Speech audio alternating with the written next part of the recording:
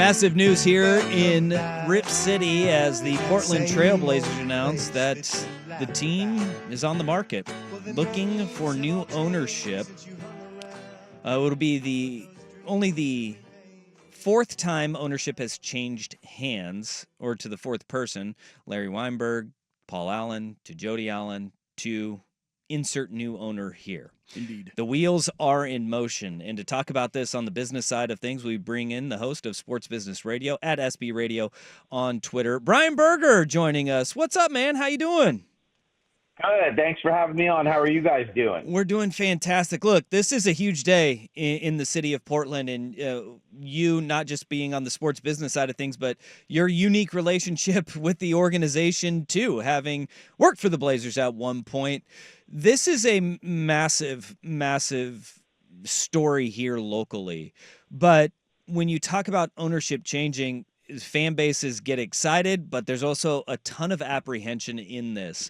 For Blazers fan being from Portland and living here, how do you feel about the Blazers going on the market, something that was inevitable once Paul Allen died? Yeah, I think it's an exciting day. I'll correct you on what you just said. Jody Allen is not the owner. She's the trustee. So when Paul Allen died, in his will, he wanted to have the Trailblazers and eventually the Seahawks sold so that the proceeds from those sales would benefit the Paul G. Allen Foundation that would fund his philanthropic interests, whether it's cancer research or space exploration, the music industry, so many of the things that he was passionate about. So she's been the trustee since he died 7 years ago, but it was in his will that this is what he wanted to have happen. It's actually taken a lot longer than I thought it would, 7 years, because Paul died in 2018. But here we are, and there's so many layers to this because, first of all, this is going to be an auction. So this isn't, hey, we're having a Zillow open house and come look through the house and see what we have here. This is an auction. Allen and Company will run the auction. That means a lot of different things. Number one, it means that the owner's probably going to come from outside of Oregon. Number two, auctions usually drive up a higher price. So I would expect this could land anywhere in the $4 billion to $4.5 billion range. And for reference, the Celtics just sold for $6.1 billion. The other thing that's changed here is when Paul Allen bought the team in 1988, you saw the days of the singular owner.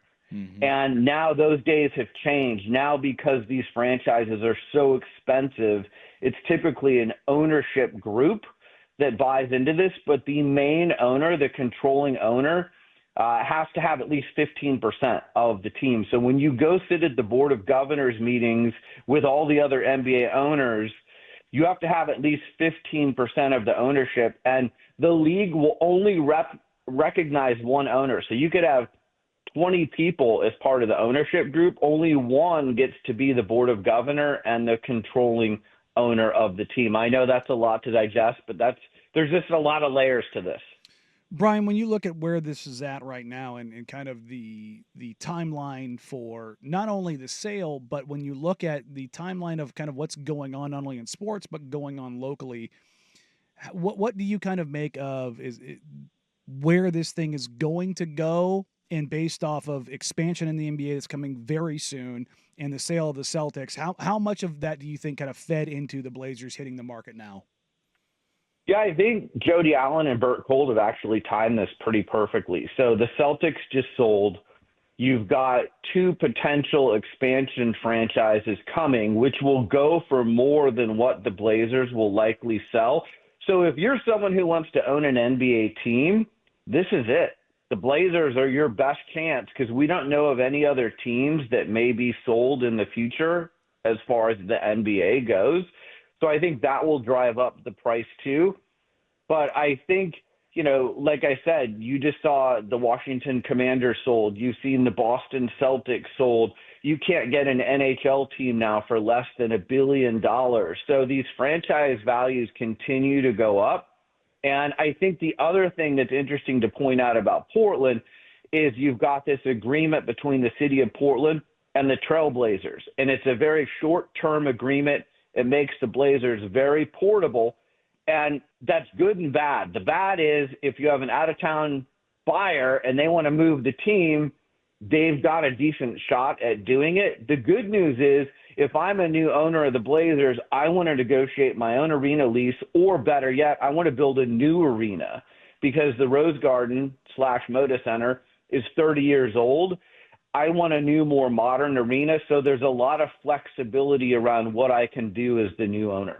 Brian, kind of following up on that, the lease that you're talking about is the bridge lease, obviously, that they just signed. Was that in the fall, I believe, that they got that officially done, the 5-year bridge lease they're hoping to open up for potential renegotiations, as it were, whether it be building a new building or new ownership.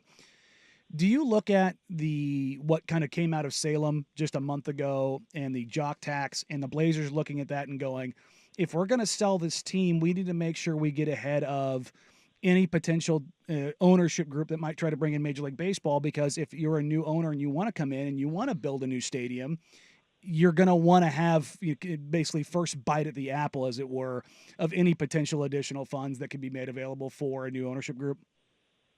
Maybe. I don't think that plays a huge part in this. I think, again, you're talking about a team that's going to cost probably around $4 billion. If you have that kind of money, you also know that you want to build a new arena. Ideally, you want to have real estate around the arena that you can develop. I don't think you're coming in saying, wow, I just spent all my money on the team, and I'm hoping that the state or city kicks in money to help fund this. I think someone's going to come in and they're going to have the money. They're going to have a clear vision as to what they want to do. And I also think, as a side note, I've said this many times on local radio and on my own show, I don't think Major League Baseball is coming to Portland in my lifetime, and I could give you 3 hours as to why. So I don't think prospective Blazers owner is factoring in anything with Major League Baseball into purchasing the NBA team here in Portland. You mentioned something that's really interesting, Brian, as we're talking with Brian Berger, SB Radio, Sports Business Radio, at SB Radio on Twitter. You mentioned this will be an auction, and this is kind of a two-pronged question here, is that, one, the auction will be going to the highest bidder, and obviously, how does that change, or does it, any of the vetting that owners have to go through in the purchasing of an NBA team, because you have to jump through a lot of hoops in order to be an NBA owner, and it's vetted by the league through and through. Yeah, it is vetted by the league through and through. So, there's really two vetters here. One is the league, and the other is going to be Allen and Company. It's really not a lot different than if we went to a high-priced auction and we were sitting in the auction. Before we put down our credit card, so to speak, they want to make sure that we have the funding. We're not bidding on something that we can't pay for. So you've got the league who wants to make sure this is approved by the Board of Governors, the other teams, and you've got Allen and Company who's going to make sure you've got all your funding. There's other layers of vetting too. They want to do background checks on the owners and make sure there's nothing, that could come up that would cause embarrassment to the league or any of the brands around the league. So it's a pretty thorough process. That's why there's no surprises here. There's not going to be someone, this isn't eBay where you get online and some person who's never been vetted is going to go, oh my gosh, we have a surprise owner of the Blazers now because they had the highest bid. This is a pretty controlled process. You've mentioned Allen and Company here a couple times, and I think some people will probably make a connection there that's not there. Allen and Company is not tied to the Allen estate, to Jody Allen, Paul Allen, anything along those lines. No, it's a bank. It's a global bank. They do these types of transactions pretty frequently, so they've got experience doing this. The other thing that's interesting that's been reported previously is from everyone I've spoken to, Jody Allen as the trustee and Bert Kold as, a former colleague of Paul Allen's, they have incentives, let's say, to make sure that the Blazers sell for the highest price possible. So there's another reason, another group that wants the Blazers to sell for the highest price possible. Obviously, the other reason is you want to put as much money into the Paul G. Allen Foundation as possible to fund his philanthropic efforts that he was passionate about. Now, I've seen you've had a couple of tweets about that, about this, in that Phil Knight was rumored to have submitted an offer, and it was widely reported that he tried to make a move. He and Alan Smolinski, an investor and real estate mogul down in L.A., a couple of years ago, they went all in. Now, that was rebuffed by the Allen estate and the Allen Trust. Is that a potential, though, that he could get back into this as long as he's the highest bidder? I would be very surprised. I have not spoken with Phil Knight. I have spoken with others who are in the Phil Knight stratosphere, and I would be very surprised if at 87 years old, Phil Knight got back into this. I think there's a variety of reasons, some of which you just mentioned. But I just don't think the only way I could see him getting involved is if he found out that the Blazers were being purchased by out-of-towners who really had their eyes focused on moving the team from Oregon. Maybe he gets involved to try and keep them here. But other than that, I think he's 87. He's given so much charity at a number of different places. I just don't think that he's going to get involved at this point. 7 years ago, yeah, he could have gotten involved, but now I don't see it. I know you've had him on your show. We need to get this going. We're starting the grassroots movement. We think that maybe the Luka trade pissed off Mark Cuban enough, right? Can you get the wheels in motion too? Maybe we get Mark Cuban to start bidding on this. Get Mark Cuban to Portland. I highly doubt it. Come on! First, Mark still has a piece of the Mavericks. It's a small piece, but he still has a piece of the Mavericks. He was over the moon last night with them getting Cooper Flag online, and in interviews I saw. I don't think he's going to come to Portland, and that's kind of the elephant in the room too, right? It's no secret that downtown Portland has gone through some tough times in the last 5 years. So, if you're an out-of-town owner, does that play any kind of factor into, I need to come to Portland, I really need to vet the city, make sure city leadership is behind this, make sure that, if I'm going to make this kind of an investment, and especially if I'm going to build a new arena and have development of real estate around the arena, I want to make sure that, everything is headed in the right direction. So that will be interesting to watch as well.